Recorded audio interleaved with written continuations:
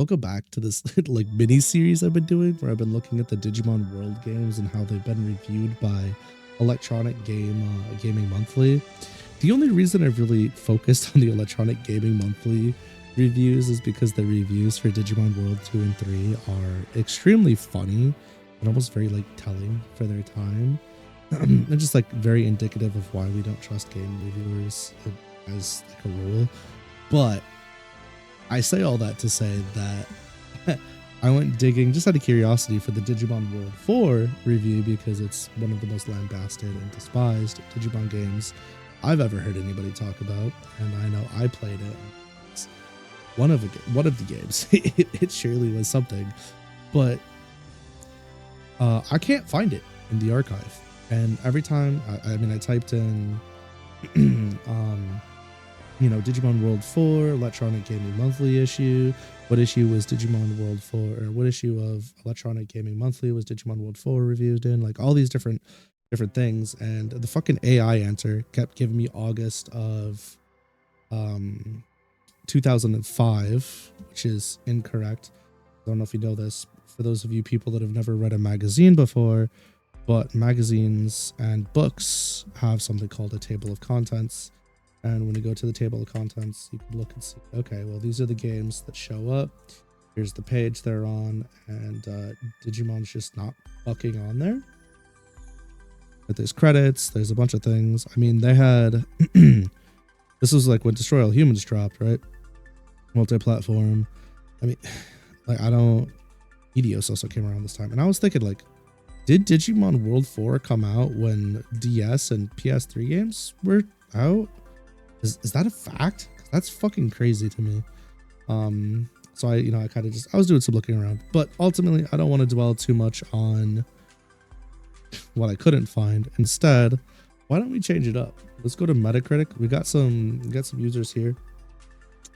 I just want to take a look at some critic reviews, and then let's take a look at some user ratings and just see what the players and the critics had to say about this, because this has been very fascinating for me.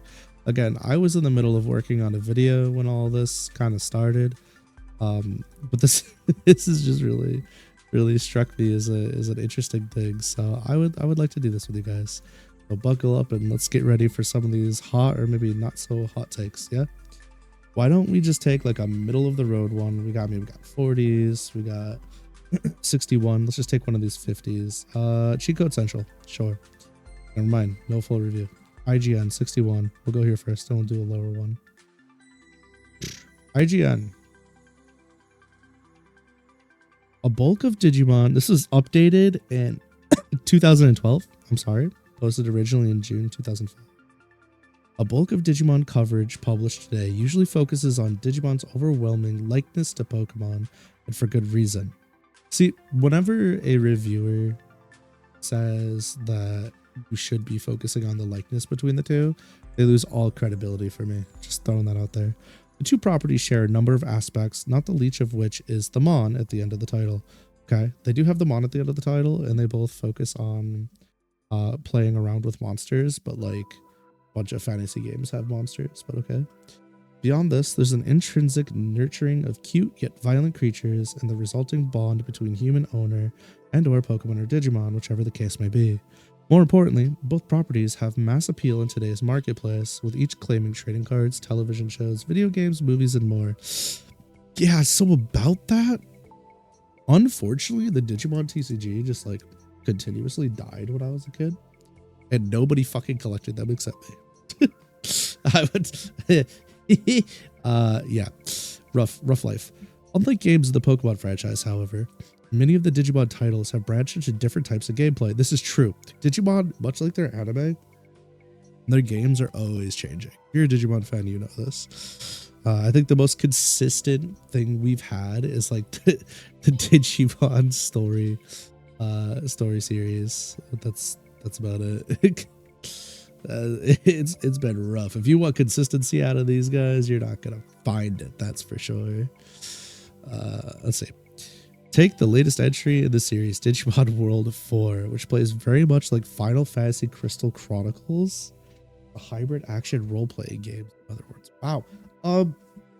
Yeah, So when I was a kid, I had Final Fantasy Crystal Chronicles, and that was not the fucking parallel I drew. I mean, I guess because, you know, they both got that top-down view.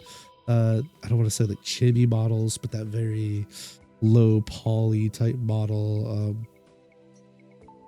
They are action RPG-ish. Yeah, I mean, I guess that's crazy. I would almost akin it more to like a really low drop rate Diablo. That I would almost akin it more to that with less hordes.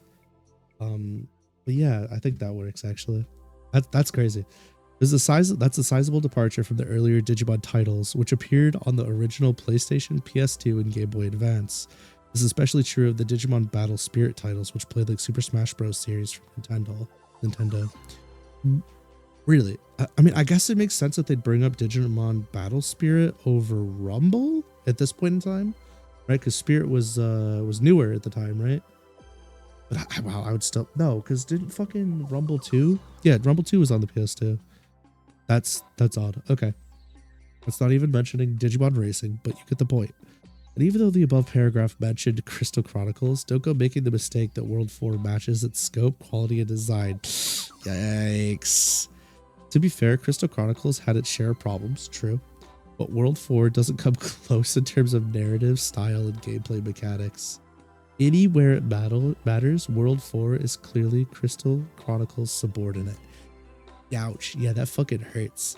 So, I mean, if you're making those comparisons, yeah, I mean, the story of DW4, and I never finished it, by the way, but the story that I did get to experience at DW4 was, where? I mean, it was lackluster. It wasn't very good. And I'll get into the combat in a second because that was something else. Which is a shame, really, because World 4 had the makings of a decent, maybe even above average game. Before getting into that, however, you may want to read previous coverage of World 4 for a rundown of story basics and initial impressions. To start, it's painfully obvious World 4 has multiplayer co-op in mind. This is very true. This game, especially with the enemy mobs and the way aggro is and how much damage you take, absolutely playing with a friend is the way to play. Absolutely. There's just too many things going on where if you just like don't have a friend to split aggro or help with DPS windows and stuff, it is miserable.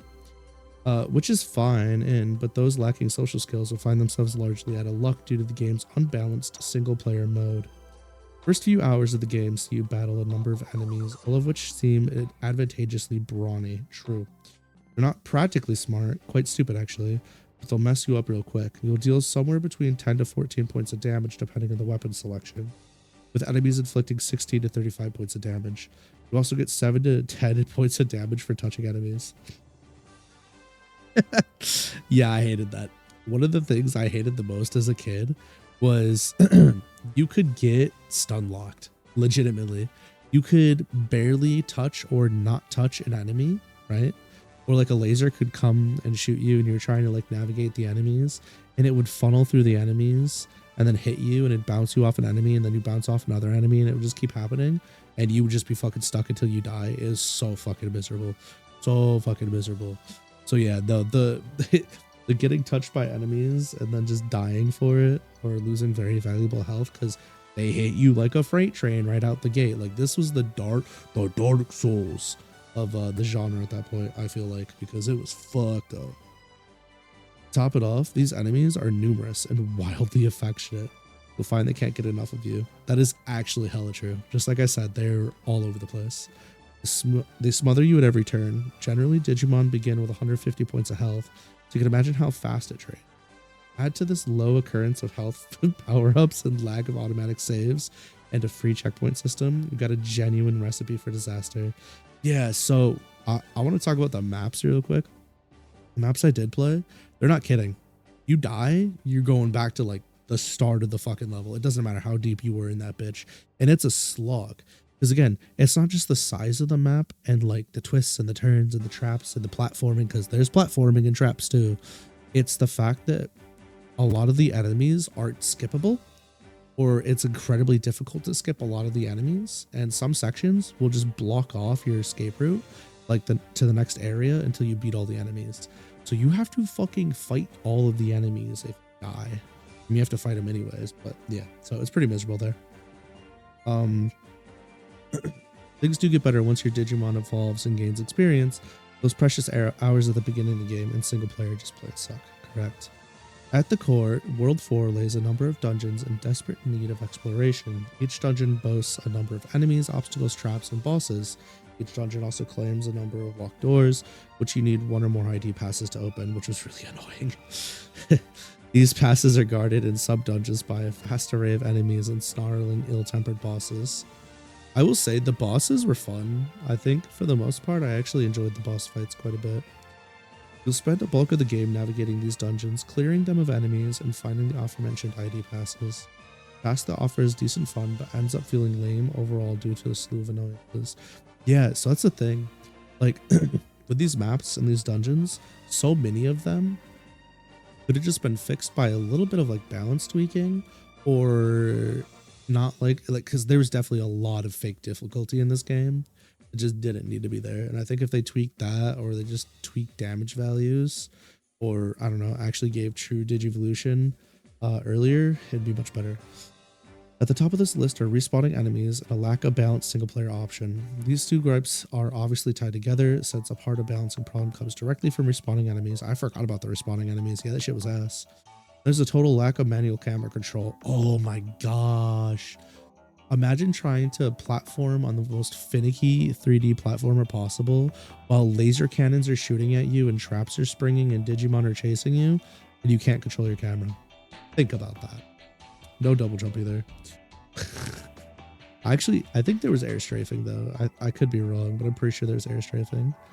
There's a total lack of manual camera control, long load times, and the lack of an in-game map during a substantial portion of the game. Yeah, so the load times were in fact abysmal, even for the time period. They were like truly bad. There was no loading screen minigame. In-game map, never heard of her, by the way.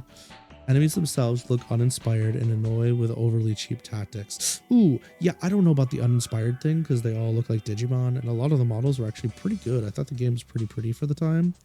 But yeah, again, there was a lot of fake difficulty, and when it came to like tactics and just relying on you bouncing off the enemies just to like one-shot you is kind of dumb.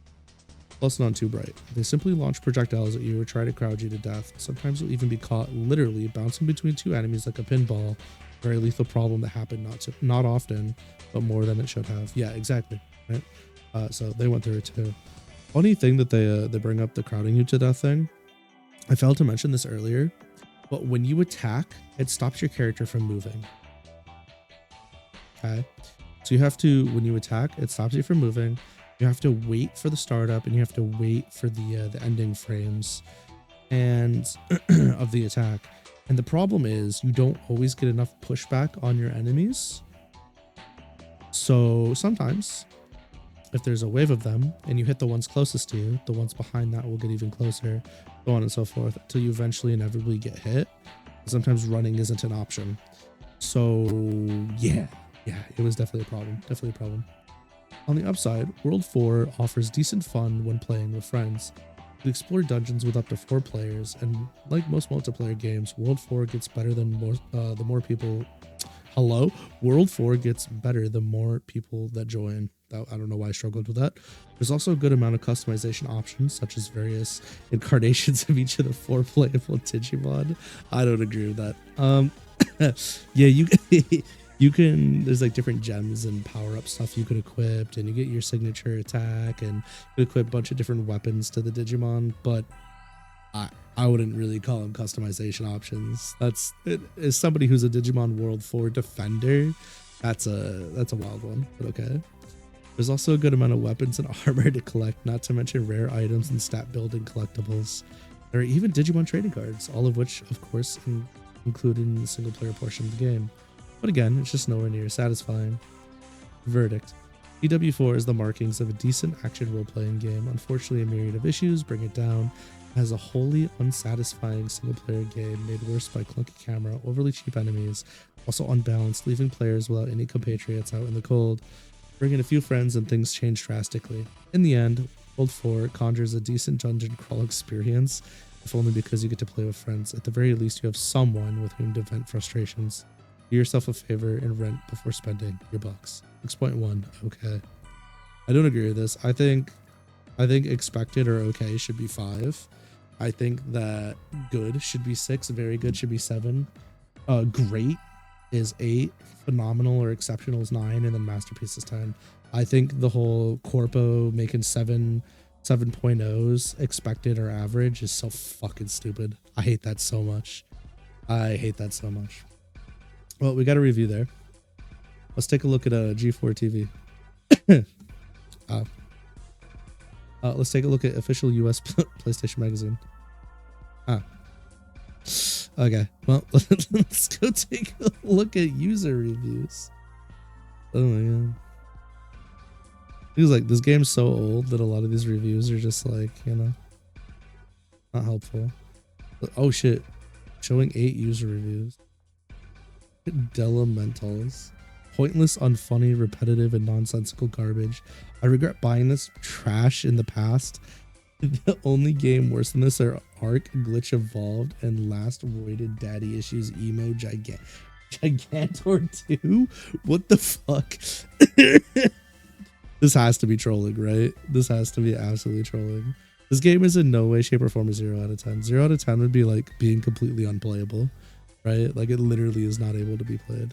Yeah, this person's got some stuff to work out. That's for 2022, but 2020 as well, by the way. We got a fucking 7 here? Wait a second. One opinion. Digimon World 4 is a strange departure from the slower RPGs that came before it. An action-oriented dungeon crawler rather than a Tamagotchi or a turn-based RPG. Its gameplay is faster paced, but rather repetitive. On a positive note, each weapon type has unique properties such as their ranges, attack speed, and damage output.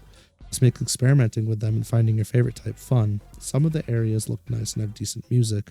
On the negative side, most of the encounters are overwhelming and feel incredibly cheap if you play by yourself. Yeah, agree. Enemies damage you by attacking by touch you, so at times if you fight alone against 5 to 10 enemies, you may just get rushed and have no way to fight back. However, I'm willing to give the game a higher score due to the fact that I'm very fond memories of playing it with up to 4 people.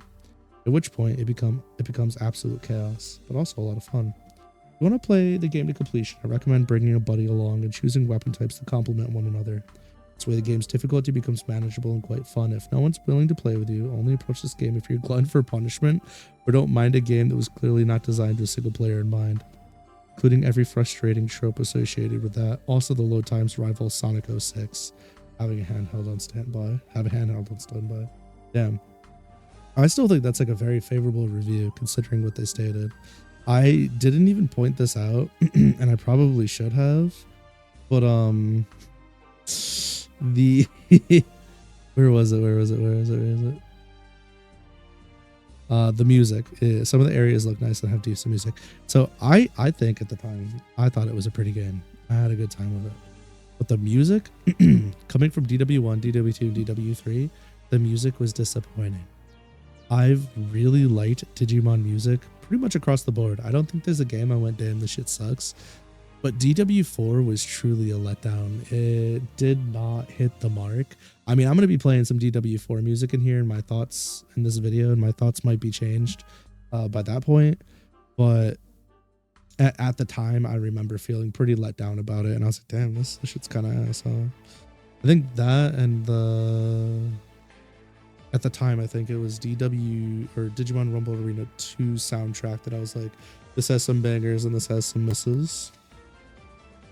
I'm not reading this 10 because it's all cap. I'm not reading this 9 because it's all cap. 2, this game's garbage. 2, oh my god. A horrendously bad game. I haven't played any other Digimon World games, but I don't think I want to. No, Rage Koi, not like this. Give something else a shot. It's worth it, I promise. There's a lot of information needed to be known by the player in terms of stats, equipment, spells, etc. This is real. However, the game does an atrocious job of teaching it to you. It doesn't teach it to you. You could talk to a bunch of NPCs, you get a basic idea of like what's what, but to understand how to get like Digimon and evolutions and a bunch of other stuff, you just had to like have a guide or something at that point, or just luck. just doing all the things and fucking figuring out by brute forcing it, because the game does not tell you. Learning the rules of the game is optional and forces you to talk to rooms filled with tutorial elves. Yes, but that doesn't teach you all the actual mechanics though. Combat's ridiculous. Your character swings your sword with the same animation over and over. Yep. Causing sword fighting to look goofy and ineffective. Level structure is abominable. There's no save points, meaning every time you die, you have to restart from the main hub. Yeah. This presents forced backtracking, making traversing through the world repetitive. If the game was easy, this wouldn't be such a big problem. Enemies take a massive amount of hits, barely drop health restoring items, are more agile than you, and respawn constantly. The game is designed to be played with 4 people, but more often than not, you'll be playing alone or with one other person. One could rationalize that you could buy healing items, but they're ridiculously overpriced. Oh yeah, I forgot about that. The store cost for things in DW4 is so bad. Like, the economy in that world is in fucking shambles. It makes USA and Russia look like fucking utopias. I swear, it's so bad. It's so bad. Not only that, but whenever you die, you lose all of your money. Yeah. Yeah, you could store your money in a bank so you don't lose it all. I used to literally just store my money, always. You can revive your past self to regain your money, but reviving requires an item that's rarely dropped by enemies. Yeah, it has a ridiculously low drop rate. Digimon World 4 is a giant mess of misdirection, confusion, and frustration. The story is non-existent, the gameplay is shallow and poorly executed. The mechanics are unexplained and confusing. It could possibly be the worst game I've ever played. Damn. That's unfortunate. I'll say this though, I mean, among the slew of bad reviews and the very mixed reception this game has had, I want to give you my take. I mean, I shout on it a little bit, but the game has a special place in my heart because I did play through it with my roommate when I was much younger, and they would always play as Agumon, and I'd play as Dorumon, or Vmon sometimes, but it was mostly Dorumon, because I played as Vmon and other things. But I don't know, something about playing it with him just made it way more special. And I think that really added to the experience. And I did play it solo. I did. I had my own save file. I'd play solo. And I think part of it for me was I just really loved Digimon. So I was okay with putting up with the things that really upset me and were frustrating and I didn't necessarily enjoy. There's actually this little Goblimon cave area where it would just spawn like, what, 15 to 20 Goblimons at a time. And I just spend hours farming them. So I was like, I do no damage to anything. I might as well try to over level, and I'd get items from them and stuff. And I do remember doing that for hours upon hours. That was an experience. Yeah, I never got to the point where you actually unlock the Digivolutions, because believe it or not, in a franchise so focused on evolving, getting your Digivolutions is incredibly difficult, and it takes a very long time to get there. You can Digivolve into other rookie Digimon, but getting like the actual, and you go straight to Megas, by the way, getting the actual Megas is very difficult. So yeah, I don't know. I'm not gonna sit here and be like, you guys should play DW4. That's not what I'm gonna do. You need to go into this game with very real expectations of what it is, but if you can appreciate what it is, you'll have a pretty good time. It is nice to look back at that. But as always with these type of videos, I just want to look into the time capsule, see what people were yammering about back then and how they feel now, and give you some insight on that, because I don't know, I think this shit's funny. I think this shit's funny. I think it's fun. I think it's interesting. And I just wanted to share some of that with you. Have you played DW4? Did you like it? Did you hate it? Let me know your thoughts down below in the comments. Just remember, this is a public forum, so try to behave yourself. I know the game can make people feel a certain type of way, but anyway, I stream 7 days a week here on YouTube and on twitch.tv/theluckytempest. So if you haven't already, join my streams. I do a lot of fun stuff, and join my Discord. It's in the link tree below. That's enough shilling for me, though. I look forward to seeing you in the next one. Yeah.